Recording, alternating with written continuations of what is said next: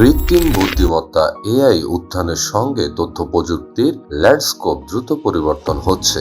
এর মধ্যে অন্যতম হচ্ছে এআই নির্ভর search engine service. Perplexity AI search engine হিসেবে তুলনামূলকভাবে নবাগত হলেও প্রচলিত ও বিনয়ের মতো জায়ান্টদের কাছে চ্যালেঞ্জ হয়ে উঠতে পারে বলে মনে করছেন বিশ্লেষকরা। 1 বছর আগে ওপেন এআই ও মেটার সাবেক এআই গবেষকদের মাধ্যমে প্রতিষ্ঠিত হয় পারপ্লেক্সটি। খুব অল্প সময়ের মধ্যে এটি ব্যবহারকারী ও বিনিয়োগকারীদের মনোযোগ আকর্ষণ করতে সক্ষম হয়েছে। অ্যামাজনের প্রতিষ্ঠাতা জেফ বেজোসের নেতৃত্বে পারপ্লেক্সটি প্রায় $7.40 কোটি বিনিয়োগ অর্জন করে। এর মাধ্যমে কোম্পানিটি বাজার মূল্য $52 কোটি ছাড়িয়েছে।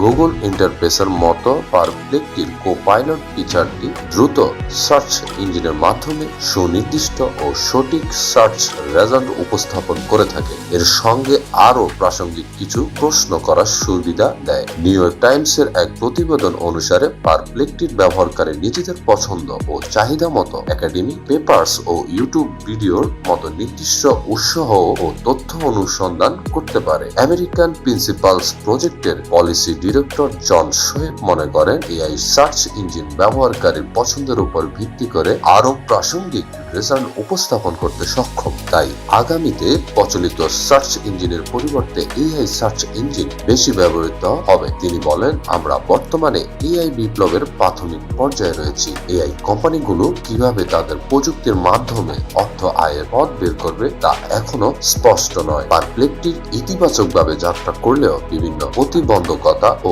অনিশ্চয়তার মুখোমুখি হয়েছে। পাইওনিয়ার ডেভেলপমেন্ট গ্রুপের chief analytical officer Christopher Alexander জানান, এআই ইঞ্জিনিয়ারের ব্যবহার বাড়লে আগামীতে এআই মডেল ন্যাচারাল ভাষা অনুশীলনের মাধ্যমে সার্চ করার প্রক্রিয়াকে আরো সহজ করে তুলবে।